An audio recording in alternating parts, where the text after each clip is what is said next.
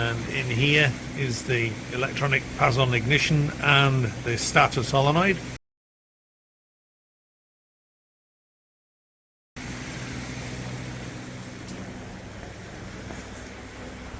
And there is the mechanical part, which it's now got, which it never had before. And the starter assembly is in here, and the starter motor comes onto here and connects up to the drive system in here.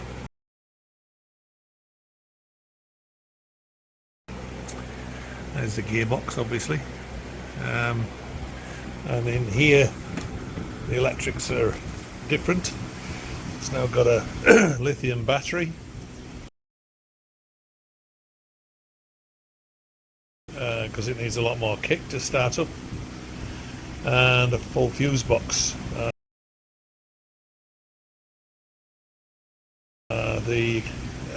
Before it had one 30 amp fuse for the whole bike.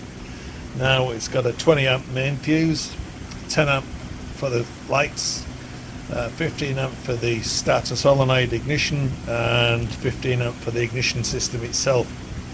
So now if the lights blow, it doesn't stop the bike, and it's all independent, so it'll make it a lot more reliable. To start the bike, you turn the ignition on, obviously, in here. And then you've got the battery isolator switch, which is here, and the starter solenoid, which is here. And they're both on. Turn the ignition on, and she's ready to start. Try and do it with my thumb. There she goes.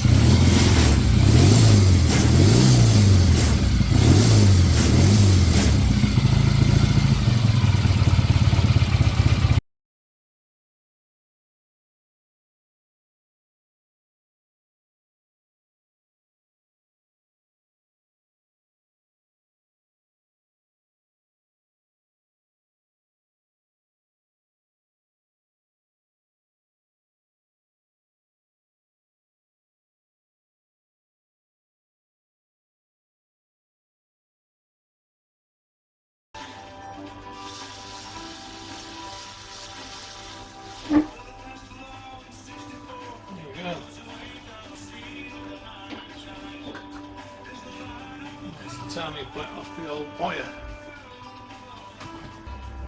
It's just on a little taper up there, but you have to break that taper, which can...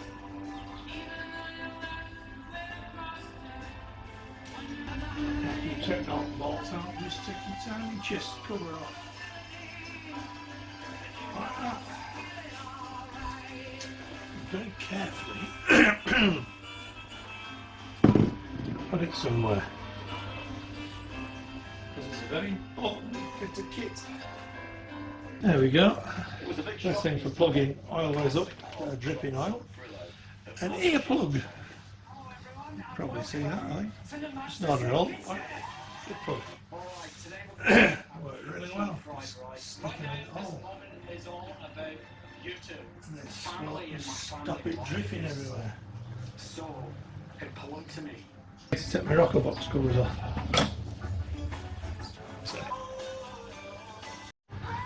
Okay, so now once you've got it at top dead centre, you just mark it up with some correction fluid.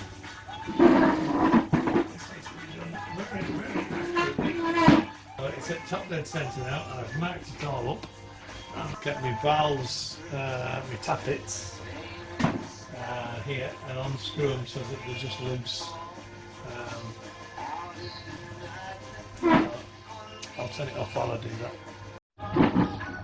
It's important while you're backing these off, because if you line them off too much and you turn the engine over, your push rods can fall out of the holders, and you don't want that, because that means you're going to take all rockers off. So do it with care. So you back the tappets off, so that there's no pressure on the cam from the tappets, trying to push it down, so when you take this off it won't fly around because of all the pressure that's coming from the tappets up here. And it should all say where it is. Remove the crank shaft nut. thus lock the wheel, back wheel up, so you can drive it against something. Just loosen that up a bit and then put the tire tracks back where they should be. Now to remove the crankshaft gear, you need this special tool which costs an arm and a leg.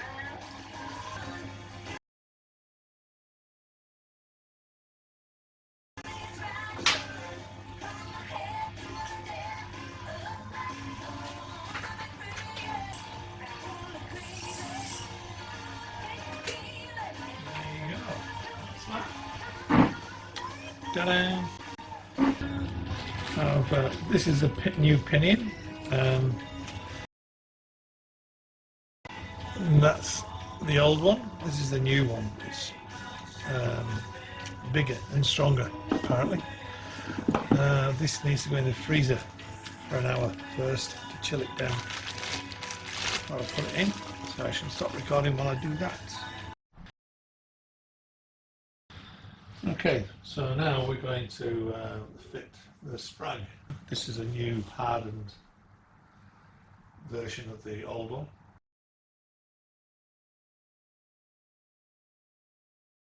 This is the part that fits into the case, and this part fits onto here, which rotates on here.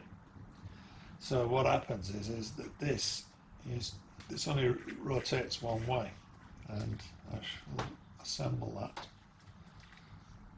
It's a little bit fiddly to go together, but it screws. It's not actually screwed in, it's just that's how it fits and rotates. But it will only go one way. And the reason being is that these here lock onto that shaft.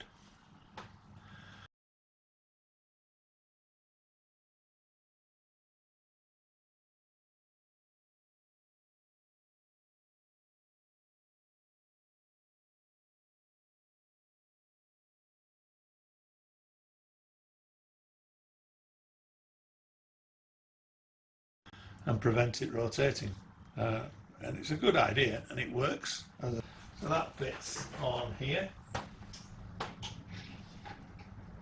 like that, and then that fits on there, as well as that there is no oil hole like there is in the old pin. The old pin has a drilling with an oil hole. This pin doesn't have that. It's a different setup.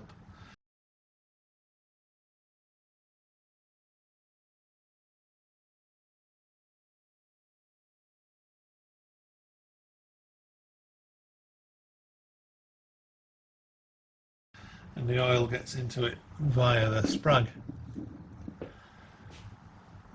I sort of mentioned that. Okay, so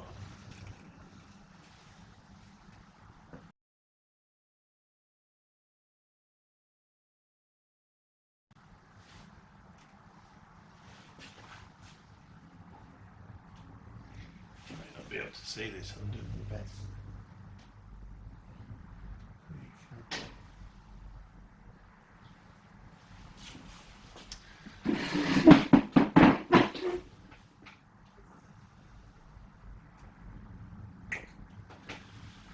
Little copper hammer, little copper mallet. I've had that since I was an apprentice, so it's too old to remember. Well, 50 odd year old. Anyway, it still works great. Set my tappets now. Turn that off just while I start doing it, and then once I get near to where it is, I'll put it back on again.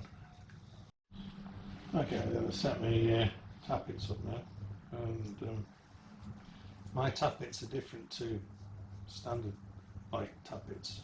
I use 4 and 2 because I have a high lift racing cam fitted, and it wasn't just the clearance, it needs 4 and 2. 4 and 4 is actually okay as well, but I use 4 and 2.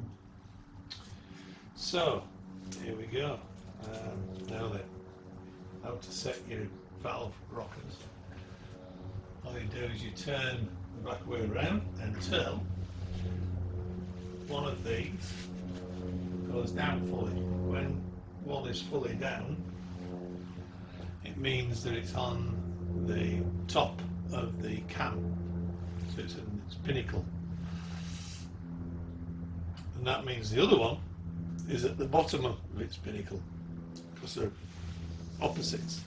One's in, one's out. So when that one's fully down, you can adjust the opposite one, and when that one's fully down, you can adjust that one, basically, and you do that with all four.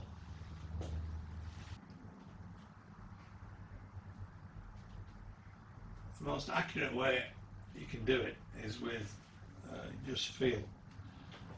Fourth out is about a third of a turn on the tappet, on the screw. I need my gloves off to do this, because it's fiddly.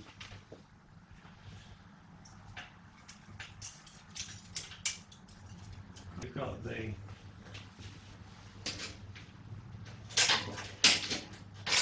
back brake on, so the wheel can't turn around, and it works really well.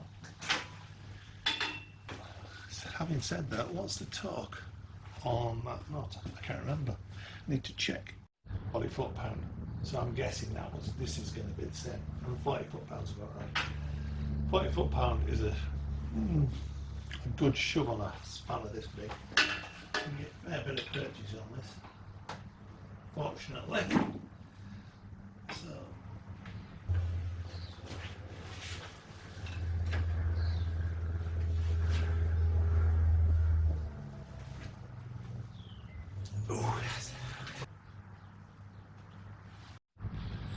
that's interesting. I'm happy about that. It was a very tight fit of this pump onto here, and I noticed, so I took it off, and sure enough it's been just rubbing on the edge of here.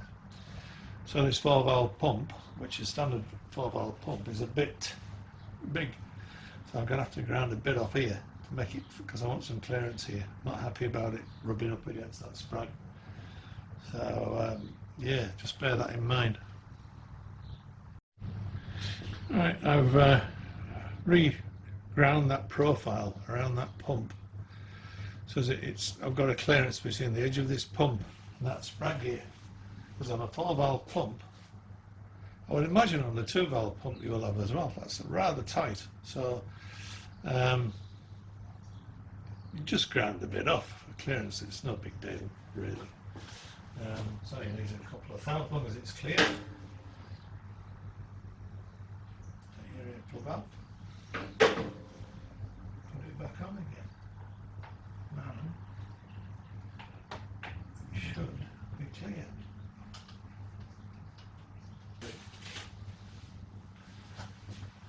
Good.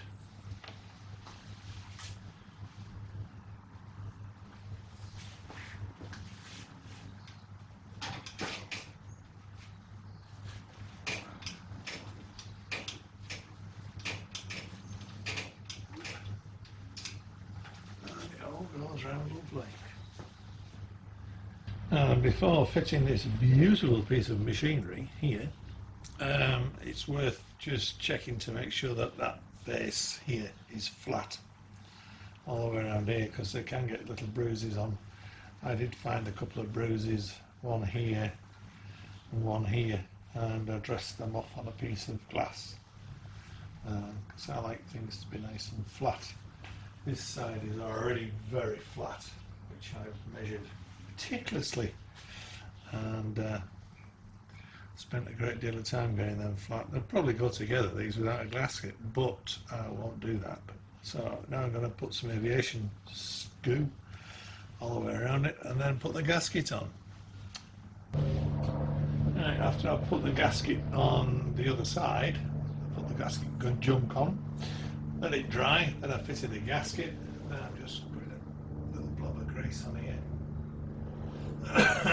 so that it doesn't stick, and that way you can get it off again. and you can see what I've done is I've put screws in the other side, and that's just to make sure that the gasket lines up properly, because your gaskets sometimes move around a bit. But now this is dry, that gasket isn't going anywhere. So it's just a matter now of taking them out.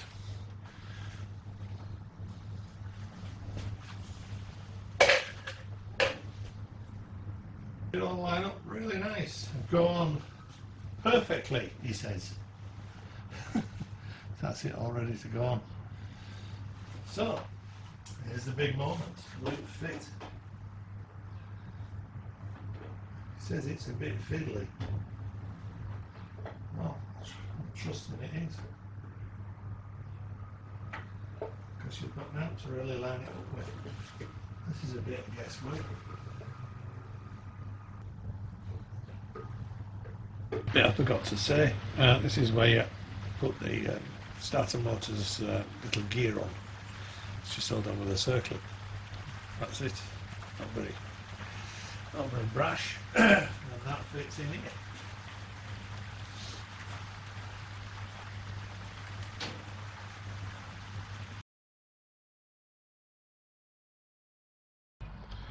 Okay then, so after hours and hours and hours of double checking everything, make sure what I'm doing is right, it would appear the red and white wires are the ones I need to use, because that comes off the button on here. And according to this switch, to the wiring diagram here, the red and white wire doesn't do anything.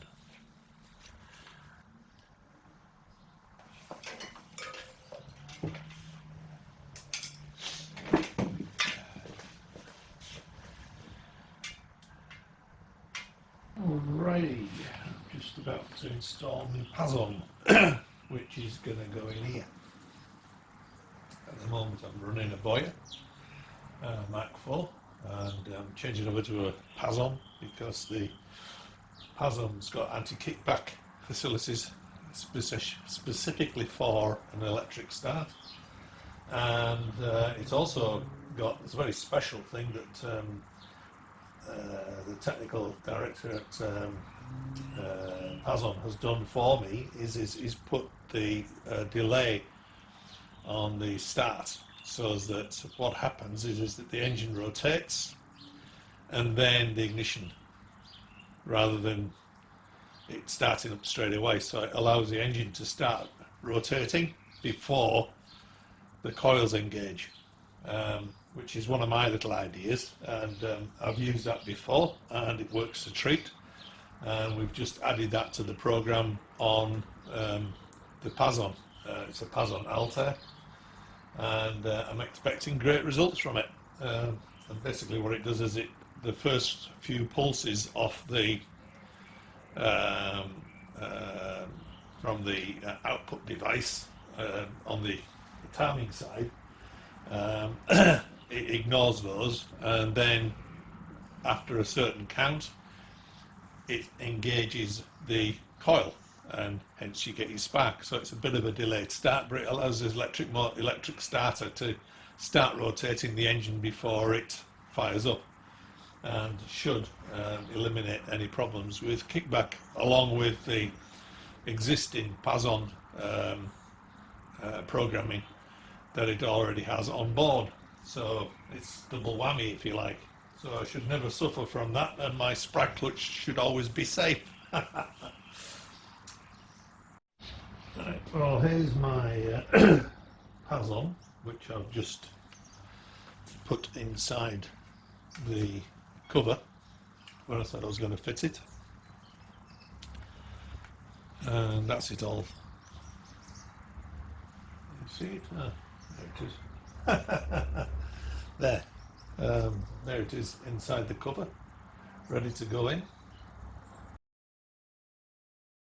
And obviously that goes that way around on the bike, and that's all you see. But inside all is all the gubbins, and there's plenty of room in here. That's where I've got my coil inside there. ignition coil for the electric start.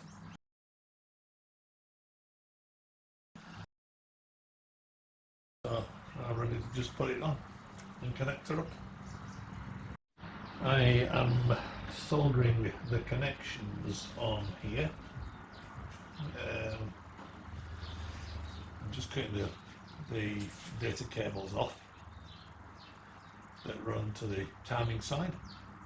I use shielded cable, which is earthed at both ends, so there's no chance of picking up faulty signals. Basically it's hi-fi speaker cable, amplifier cable, and it's the same gauge, and that's a bit better view. Yeah. Pointed a bit there. Yeah, these cables from the Pazon here, and I cut them to length and connect up to my data cables, which run from here through sheathed plastic tubing across to the other side of the bike and along underneath and across down the other side. It goes through this conduit tubing which I've installed, so I can just push them in and change them easily.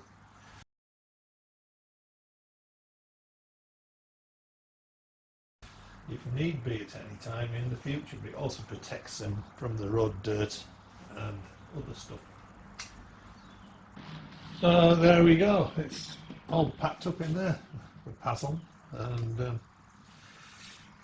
easy. Nothing really to talk about, but it's all in here. For the Pazon, there's a different design, which is like this, and there's the taper that it fits onto. And first thing you do is you put the bike to 30, in my case 36 degrees. Normally it's 38, but I like running the bike at 36 degrees before top dead centre, which it's already set up at. And this rotor then fits on to the taper that's in the end of the shaft.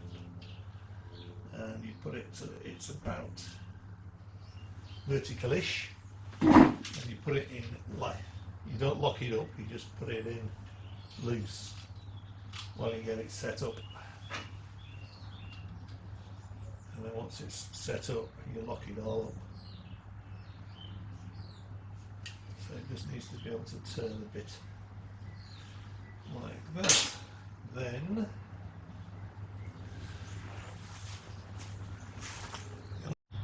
so I'm just going to connect up the Pazon trigger board, and that connects up onto the little circuit board on here.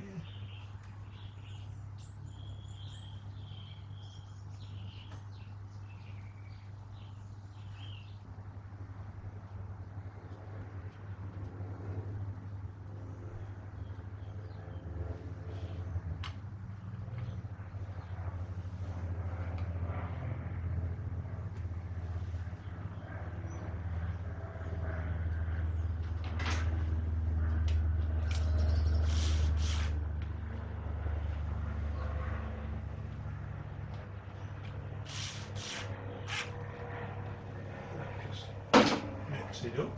Right. Now then, in the Pazon there is a little LED in there which I need to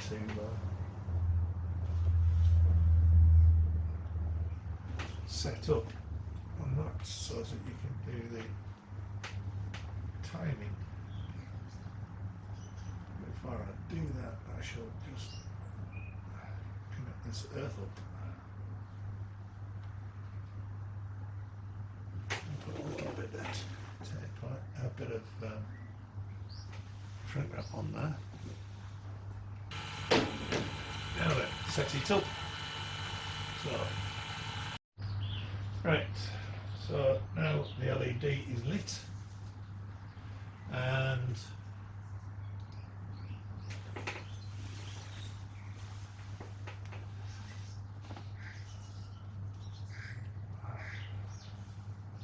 I take trigger clockwise until red static timing light turns on. It's on. 4. Rotate trigger very slowly, counterclockwise until red starting light turns off.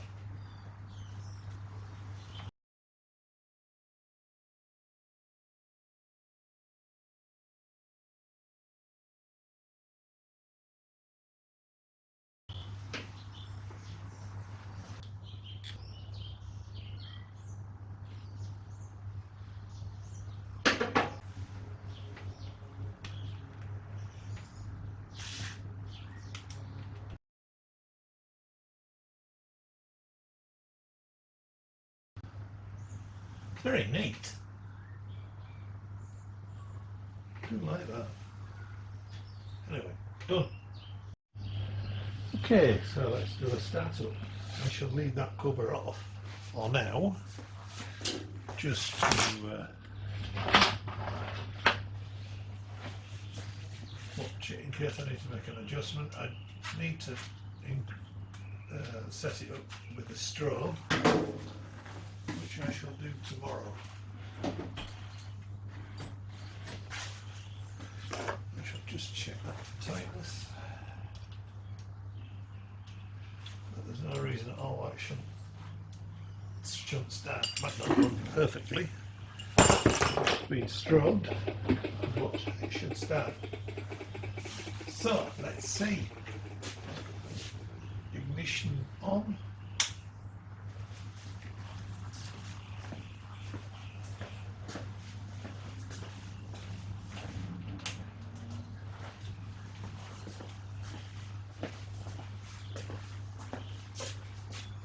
Fuel on.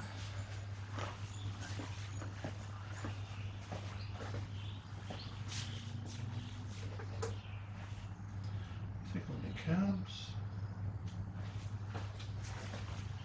Full of juice.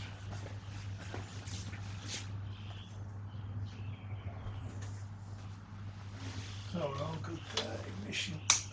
Kill switch off. Turn her over.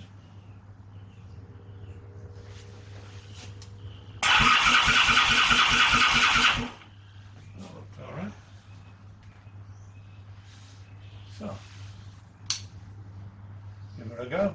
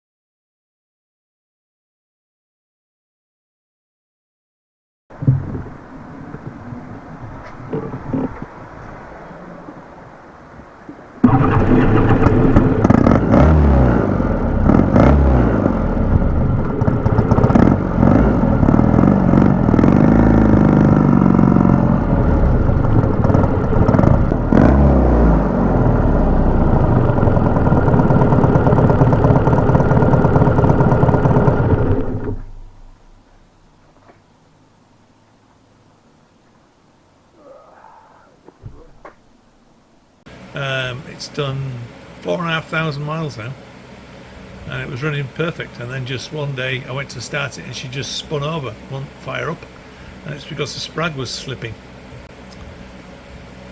That's a bit better, a bit of light on it. Let's see what's inside of the housing's like. That's pretty good. Don't see anything I want to expect in there.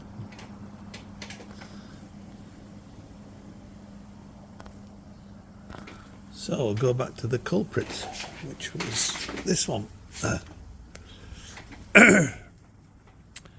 That's not good. I think that's soft. All the way around, this is consistent. It's not some big mark somewhere.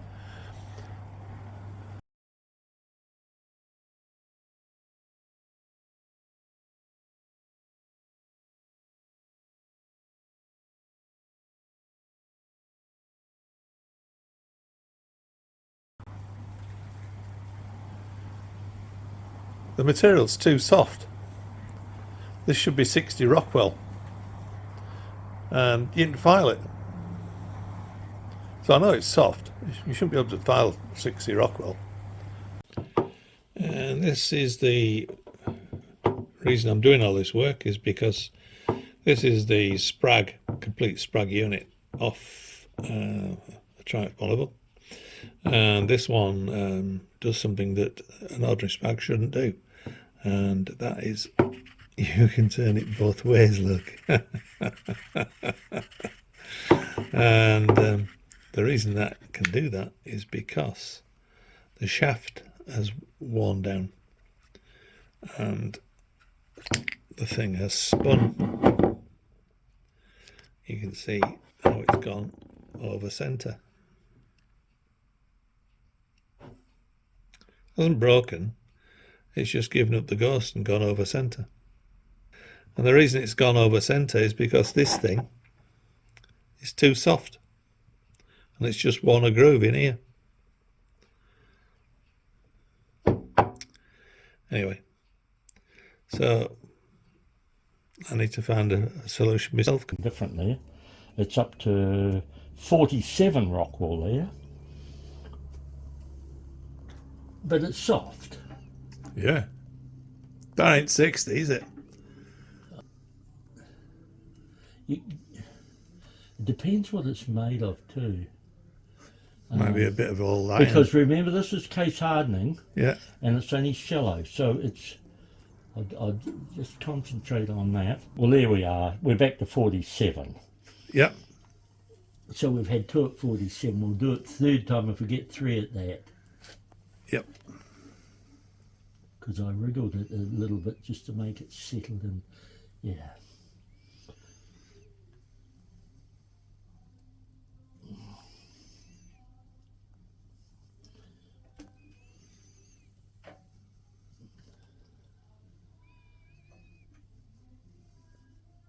There we are, 47. You can take that. And there's your little impregnated mark. Yep. In there. But if this is a piece of case hardening steel, it's got a tough core and it's hard on the outside. Yeah. So I would say that the case hardening is very shallow. Like if I did that, I could do that 40 thou deep, and it would be like doing tool steel through hardening steel, because the hardness is now 40 thou deep. And yeah. But at the moment we're collapsing the core, and that's what's happening here. This is just collapsing. Yeah. It might be hard on there, but that's just that doesn't mean anything. It's not deep enough. Fine enough if it had needle rollers running on it, good as gold. But not for the cams. Not with that, where there's a line. All those cams. Yeah, it's line pressure, isn't it? Yeah, it can't cope. Yeah, it can't cope.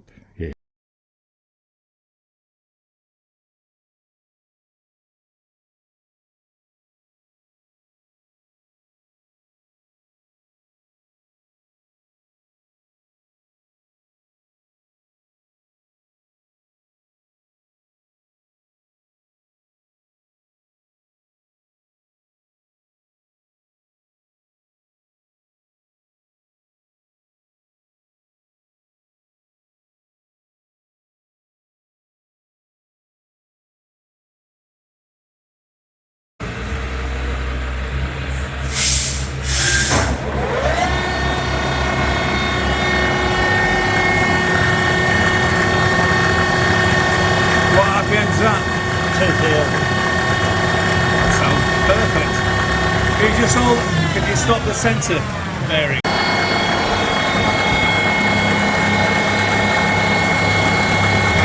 What do you think? Does it feel alright? Yeah, that's good.